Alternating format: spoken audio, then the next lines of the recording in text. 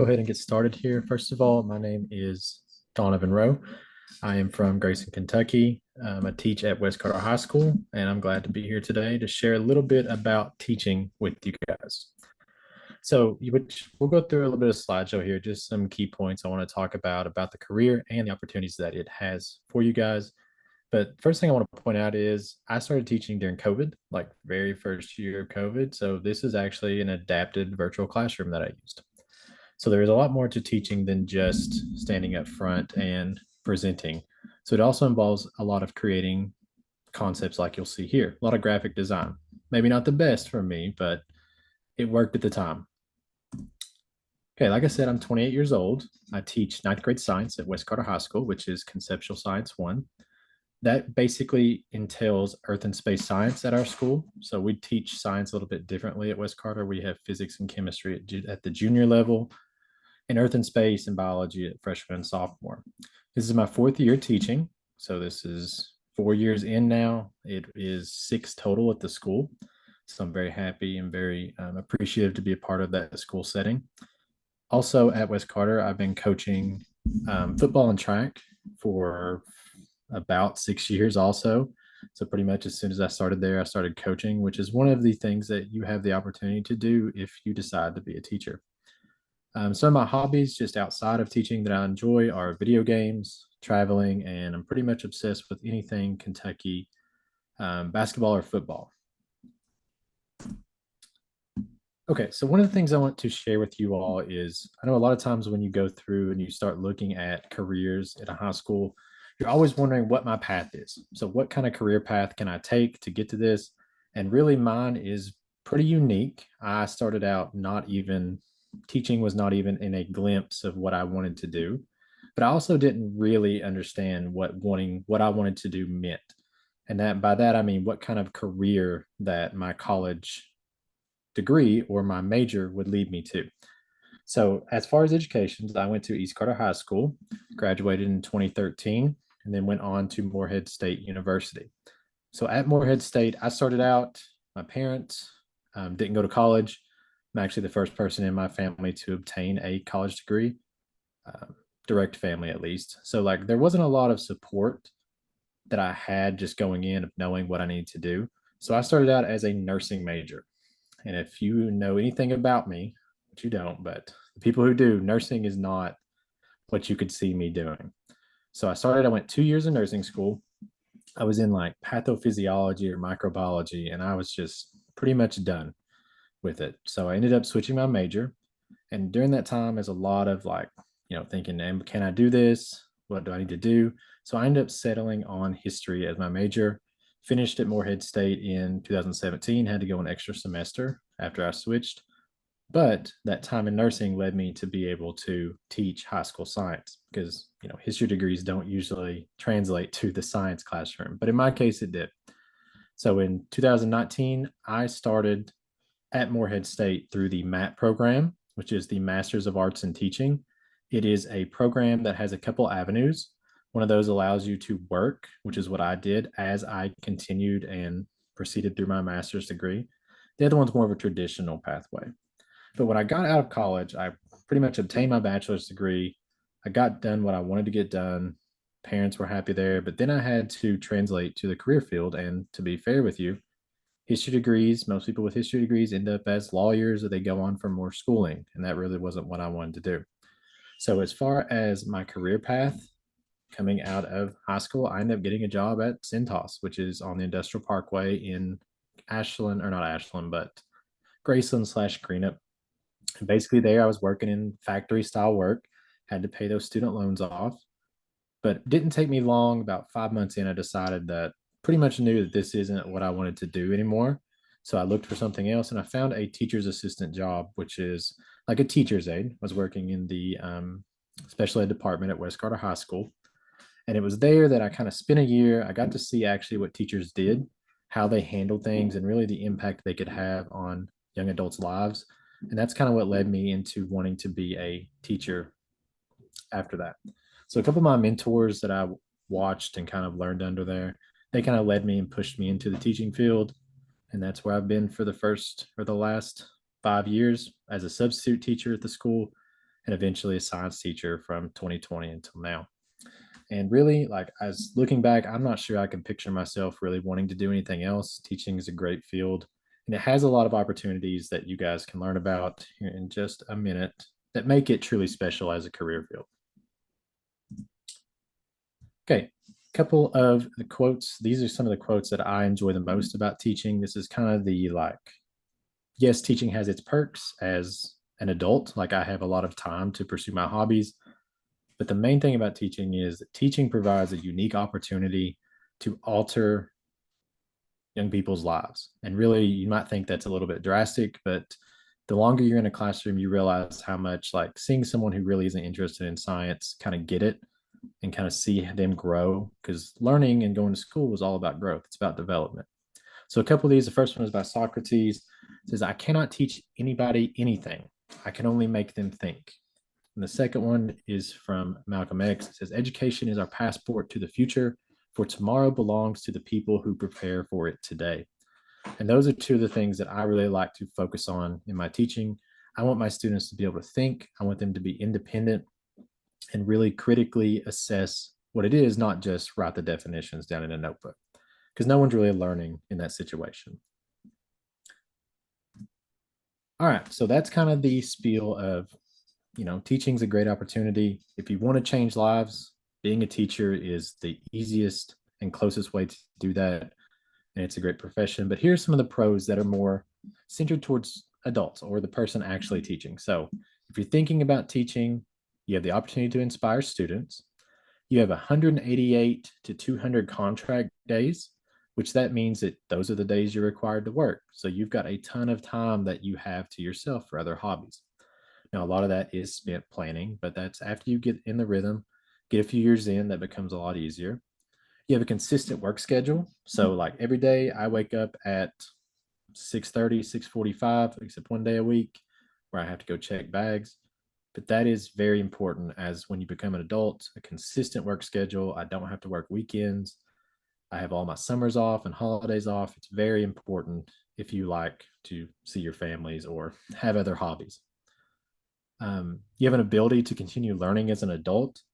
If you want to be a teacher, I just consider you to be someone who likes to learn or wants to further your learning. So anytime that you're in teaching, you can take classes. We have professional development hours we have to get, which are hours that allow you to explore your subjects. For me, it's science.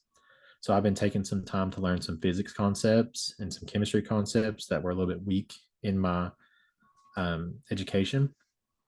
The last thing I put on here is the job is not physically demanding. And for me, that was one of those things because I like to do a lot of sports and things like that. When I was at Centos, the job was very physically demanding. I was on my feet all day. I had going home, I just wanted to go to sleep. And for me, that wasn't a very good way to live my life. So I decided I wanted to change that. And teaching allows you're going to be on your feet, but you're going to be moving around. You're going to be in the warmth. Okay. You're going to have air conditioning and heat. So it is a pro that I thought was important to put on there. All right. So that's just a little bit about the actual job. So daily interactions with students. So I start my day, just want to give you a little bit of a glimpse of how I start my day and what I do in a day's time. I start my day, I go in about 30 minutes early before the bell or kids get there. Every day I have bell work. We have a lesson that has been made prior. So I've been teaching the same subject for 4 years now. So I'm just kind of building on my lessons. But a lot of times we'll be doing different things such as labs. We go through it. I have 6 classes out of 7 periods. As a teacher, you do have a planning period, which allows you to plan for the next day or do some grading or some things like that. But really, one of the best things about teaching is you get to have a set schedule. You're on your own. It's up to you to create the material. It's up to you to decide how you teach it, which is really just great to have those liberties in your career field. So end of the day, I have my planning, last class of the day, and then school's over at 3:10 for us, and then at 3:45 we're allowed to go home. That's a lot of time in the evenings that you have to pursue your hobbies or to do anything you want to. And one of those hobbies that I like to pursue, and for every teacher it's different. Some teachers choose to go work another job, or they choose to go spend time with their families. For me, that other hobby is coaching. So I've been coaching at West Carter for about 6 years, 5 or 6, get ready to go on 6. But the two sports that I coach is that I'm assistant coach with the football team. Okay, I coach quarterbacks and linebackers. So guys who throw the ball and then guys who chase the guys who catch the ball down on two different sides of the ball. And just put on there, we have won some regional championships. It's been a very successful 5 years. I really enjoy coaching because it pulls the best things about teaching out, like influencing young adults' lives, helping them overcome some really difficult times.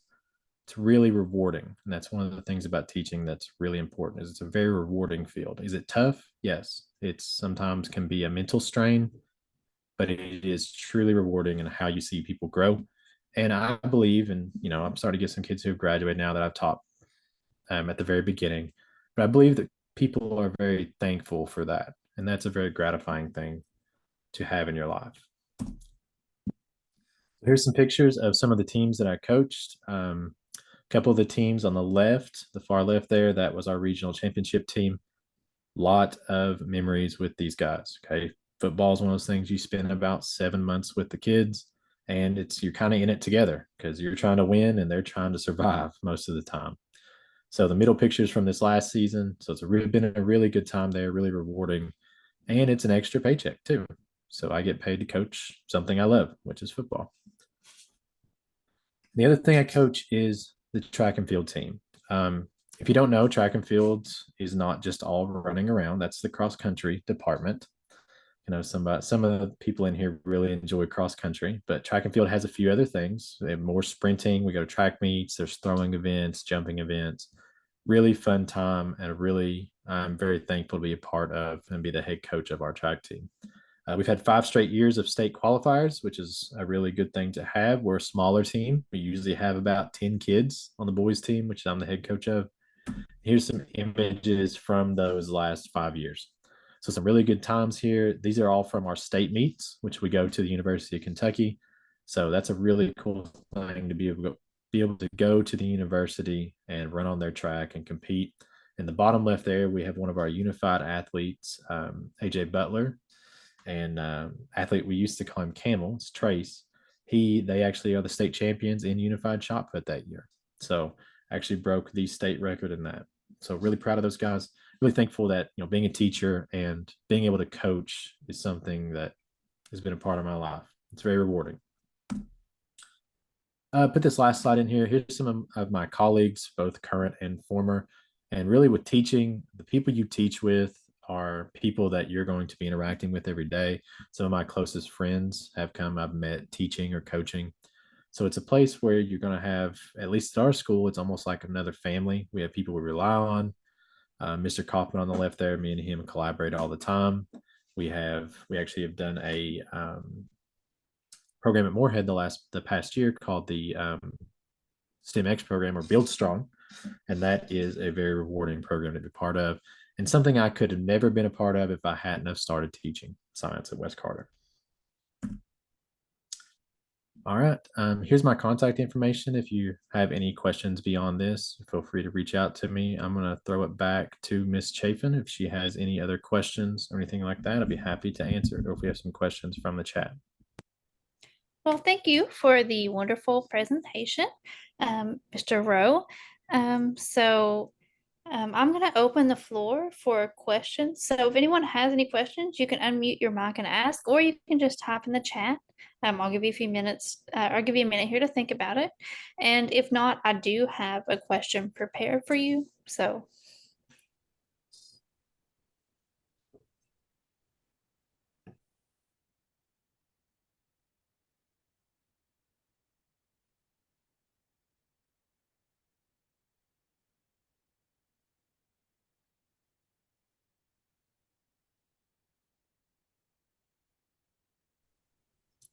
Okay, I'm going to go ahead and ask my question. And if somebody does have a question, they can just put it in the chat and we can answer it afterward.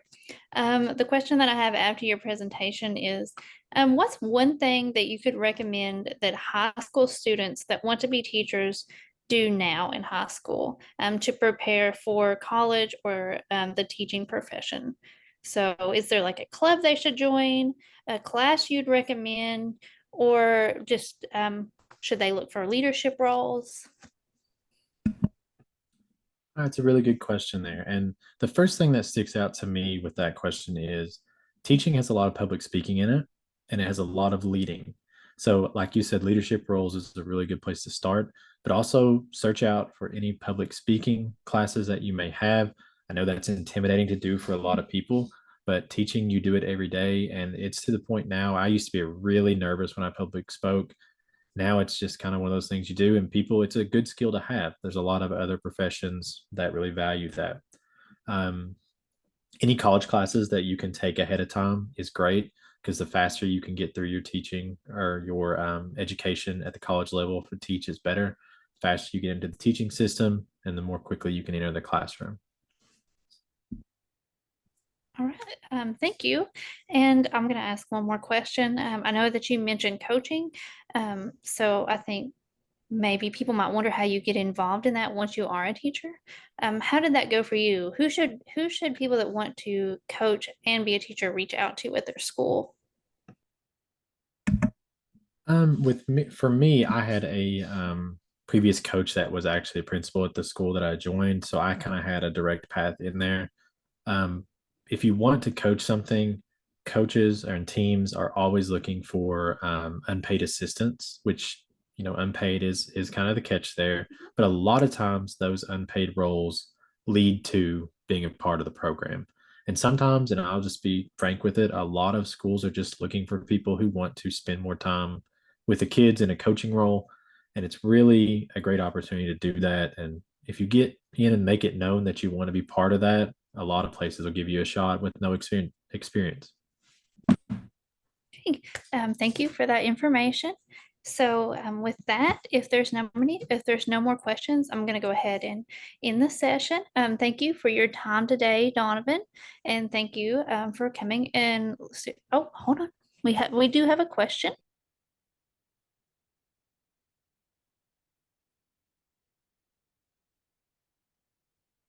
If you'll let me view the chat. Okay. I think if you want to go ahead and read out the question and answer it, Donovan. Okay. So we have a question from Danica. It says, when you said you went to nursing for 2 years in college, if you wanted to be able to be a school nurse or do a health class. So with my 2 years at nursing, the program that I talked about, and I forgot to talk about that, so really appreciated that you brought it up. The MAT program at Moorhead is a program that is based on previous experience. So I have a history degree, which doesn't make sense because I teach science, right?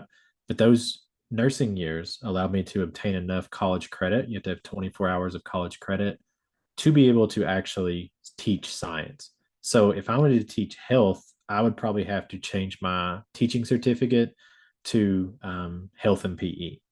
Okay, school nurses, you would have to be a full nurse to be a school nurse, or at least have a associates in nursing or one of the related fields. But really good question there. I'd forgotten to talk about that as far as the MAT, because that was my path, was to finish the MAT and graduate my master's. So it's a really good question. Yeah, that was an excellent question. Um, I'm not sure why it's not letting you unmute your mic. But if you do have any more questions, you can just put them in the chat. That could be an issue on our end too. Um, but I do have this video recorded. So if anyone wants to go back and watch any of it or any points of the video, it will be up on our Talent Search YouTube channel. So you can find it there. All right. And if that is all, I will close out the meeting. Thank you all of you for your time, and have a great Thanksgiving break. Thank you for your time. You guys have a wonderful break. Thank you. Bye.